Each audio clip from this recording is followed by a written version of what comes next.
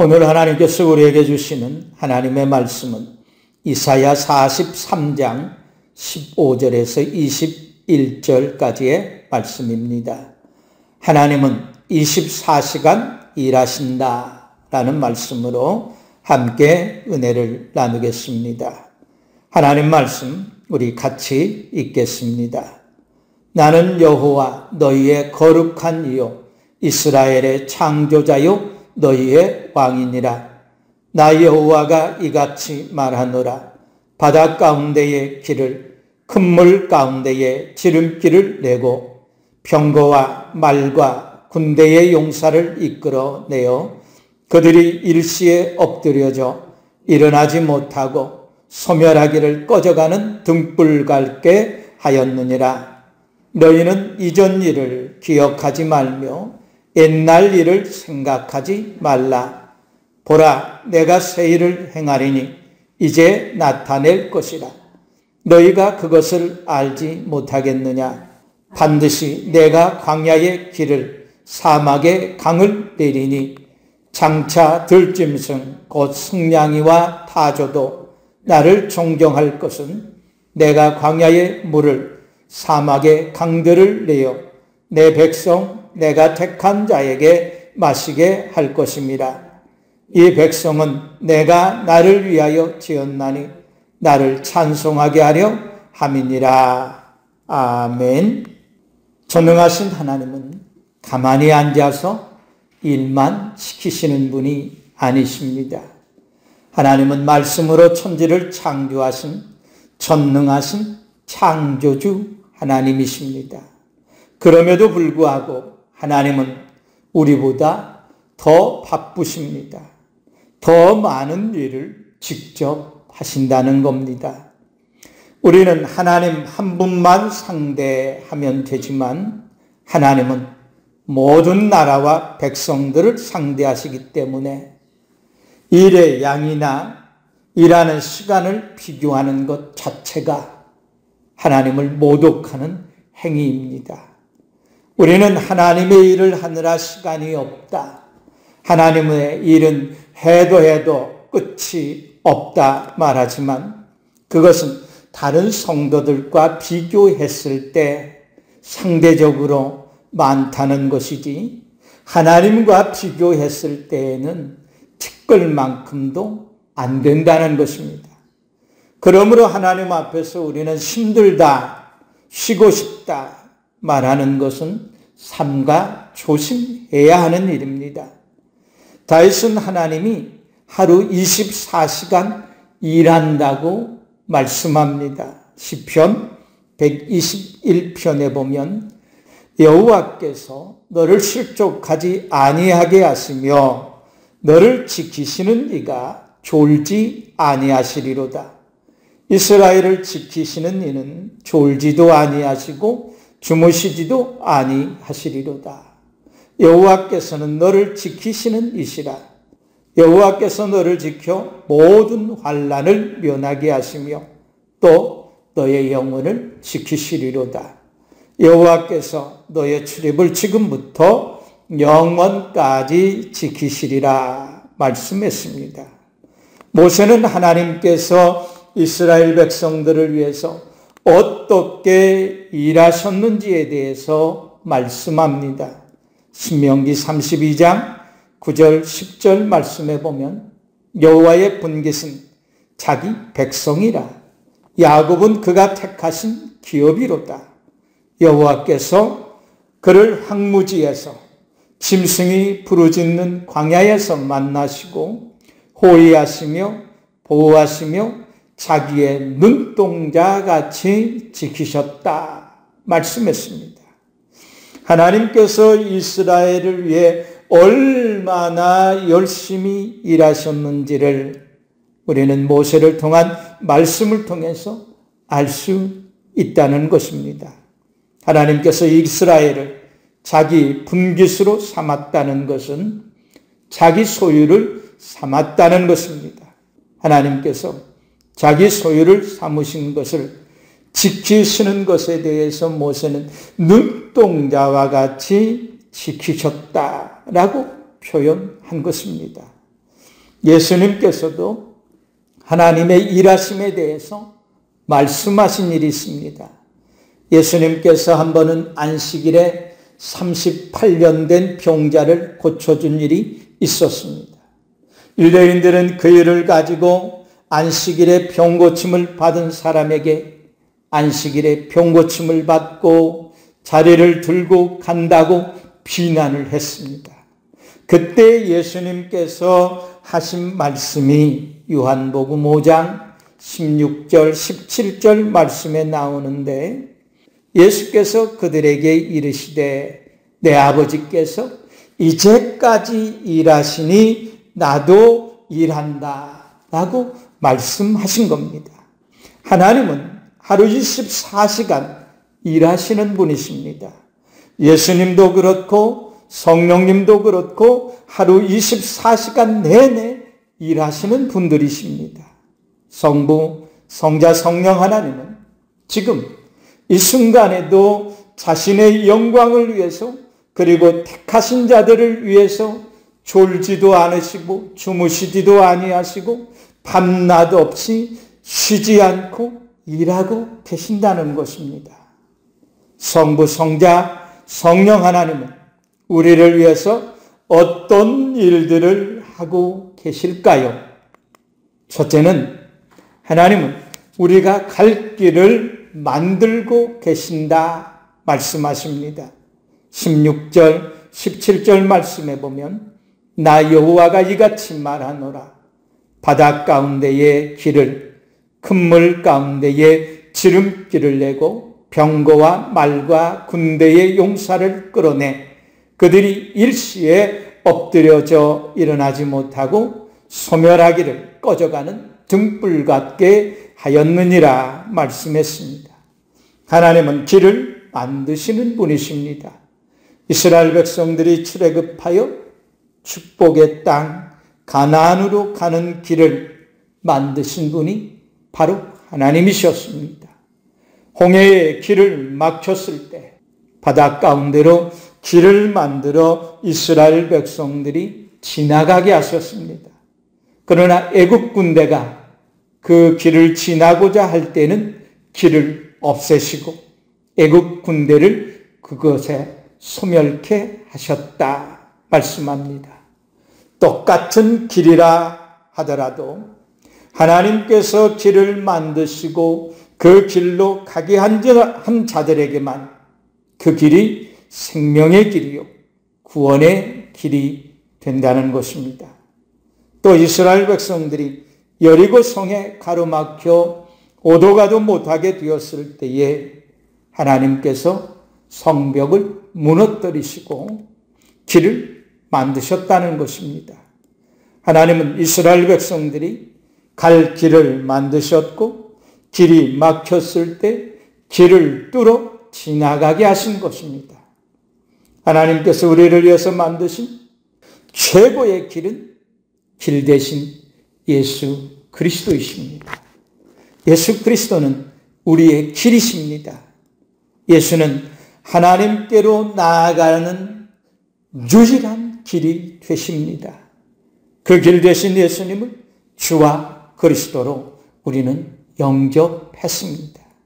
우리 안에 계신 예수 그리스도와 함께 날마다 숨쉬는 순간순간마다 예수의 길로 가고 있습니다. 예수의 길로 가는 동안 우리는 안전합니다. 물 가운데 지날 때에도 불 가운데 지날 때에도 두려워하지 말고 예수 길로 안심하고 걸어가라 말씀하십니다. 우리가 가는 길에 여리고성과 같은 장애물이 나타나고 천만인이 진을 치고 우리 앞을 가로막을지라도 하나님께서 불병거와 불말과 하늘의 군대를 보내어 그들을 멸하고 다시는 일어나지 못하고 소멸하기를 꺼져가는 등불 같게 하실 것이다 말씀했습니다. 그래서 다윗은 너의 길을 여호와께 맡겨라. 그를 의지하면 그가 이루시고 너의 의를 빛같이 나타내시며 공의를 정오의 빛과 같이 하시리라 말씀했습니다. 또한 여호와께서 사람의 길을 정하시고 그의 길을 기뻐하시나니 그는 넘어지나 아주 넘어지지 아니함은 여호와께서 그의 손으로 붙드심이니라 말씀했습니다. 하나님께서 만드신 길로 인도해 주실 줄을 믿습니다. 그 믿음을 가지고 주님께서 만드신 길을 걸어가는 우리 성도님들이 되시기를 간절히 축복합니다. 두 번째는 하나님은 과거를 잊고 미래를 살게 하고 계신다 말씀합니다. 18절 말씀에 보면 너희는 이전 일을 기억하지 말며 옛적 일을 생각하지 말라 말씀했습니다. 이전 일을 기억하지 말고 옛날 일을 생각하지 말라고 하신 겁니다. 그런데 우리는 하나님께서 기억하지 말라, 생각하지 말라고 한 것, 이전 일과 옛적 일을 골라서 기억하고 생각하고 있다는 것입니다. 우리가 하는 말과 생각들 대부분은 다 과거에 속한 것들입니다. 미래에 속한 말과 생각은 찾아보기가 어렵습니다. 내가 옛날에 어쨌느니, 그 사람이 전에 나에게 어떻게 했느니, 참 그런 말이 대부분 차지합니다. 신앙생활에서도 마찬가지입니다. 내가 옛날에 어떤 은혜를 받았느니, 그때 내가 기도를 얼마나 많이 했느니, 교회 일을 얼마나 많이 봉사했는지, 그때는 나도 신앙생활을 참 열심히 했느니, 하나님의 일이라면 물불을 안 가리고 했다느니, 기도하면 하나님이 그때그때 바로바로 응답해 주시고 많은 기적들을 체험했다는 말뿐입니다. 미래에 속한 건 없습니다. 내일에 속한 말은 없습니다. 장래에 대한 계획이나 생각도 없습니다. 물론 하나님의 은혜를 생각하며 감사하고 더 큰 은혜를 사모하는 것은 참 좋은 일입니다. 중요합니다.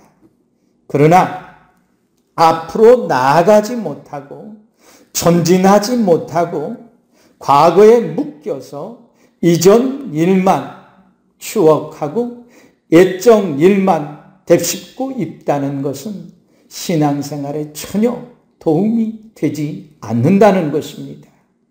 에레미야는 슬프다 이 성이여, 전에는 사람들이 많더니 이제는 어찌 그리 적막하게 앉았는가.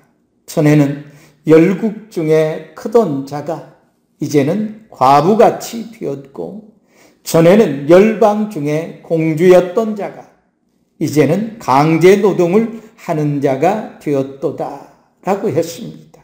현실을 인정해야 미래로 나아갈 수 있습니다.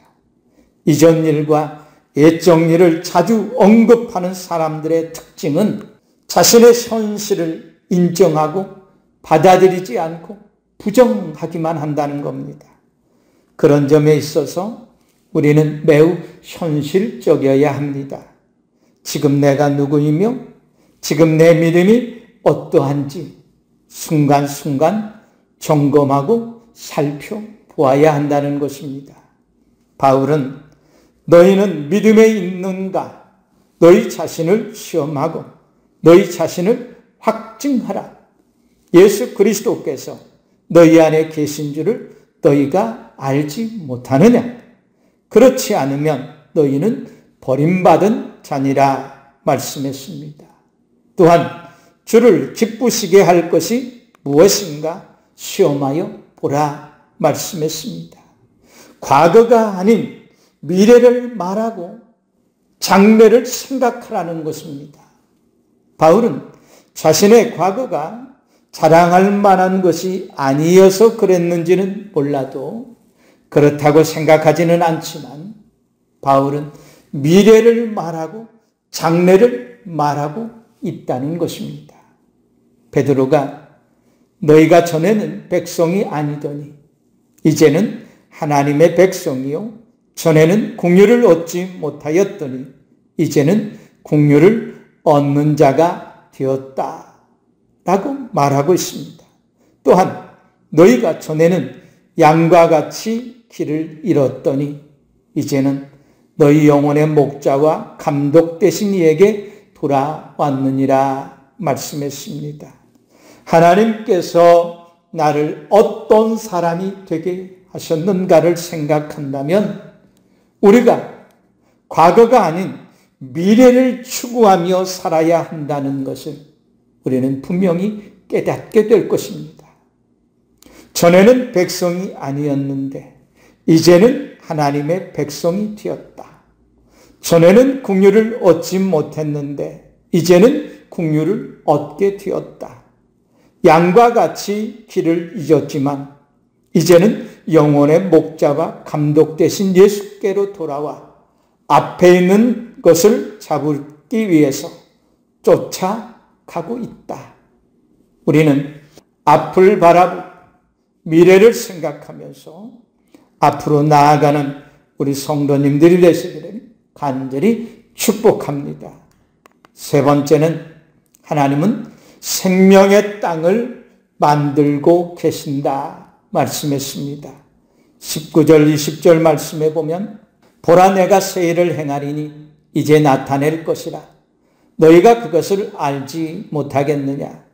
반드시 내가 광야의 길을 사막의 강을 내리니 장차 들짐승 곧 승냥이와 타조도 나를 존경할 것은 내가 광야의 물을 사막의 강들을 내어 내 백성 내가 택한 자에게 마시게 할 것임이라 말씀했습니다. 하나님은 새 일을 행하시겠다고 말씀합니다. 그 새 일이 어떤 것입니까? 광야의 물길을 사막의 강을 만드시겠다는 겁니다. 물이 없는 광야의 물길을 만들어 물이 흐르게 하고 사막의 강을 만들어 물을 저장하는 일을 하시겠다 말씀하신 겁니다. 물은 생명입니다. 그러므로 광야와 사막의 물길을 만들고 강을 만들겠다는 것은 광야와 사막을 생명의 땅으로 만드시겠다는 것입니다. 광야에 식물이 자라지 못하고 곡식을 심지 못하는 가장 큰 이유는 물이 없기 때문입니다. 그런데 하나님께서 메마른 땅에 물길을 만드시고 강을 만들어 물이 흐르게 하고 물을 저장하는 저수지를 만드시겠다는 겁니다. 그렇게 되면 이 광야에는 온갖 식물들뿐만 아니라 온갖 짐승떼들이 그곳에 살게 될 것입니다. 그래서 사망의 땅이 생명의 땅이 되게 하실 겁니다. 하나님을 찬양하게 된다는 것은 온갖 들짐승도 거기서 살게 될 거라는 겁니다. 이는 하나님께서 사막에 물된 동산을 만들고 꽃동산을 만들어 거기에 하나님이 창조한 피조물들로 살게 하신다는 것입니다. 하나님께서 성령의 단비를 내려 우리의 심령에 충만하게 넘쳐 흐르게 함으로써 우리의 심령이 살아나고 우리의 심령에 많은 성령의 열매들이 맺는 우리 성도님들이 되시기를 간절히 축복합니다. 네 번째는 하나님을 찬송하게 하는 일을 행하시겠다고 말씀하십니다. 21절에 보면 이 백성은 내가 나를 위하여 지었나니 나를 찬송하게 하려 함이라 말씀했습니다. 성도들의 삶에서 가장 확실히 알고 있는데 가장 잘 안 되는 것 가운데 하나가 하나님께 감사함으로 하나님을 찬송하는 일입니다.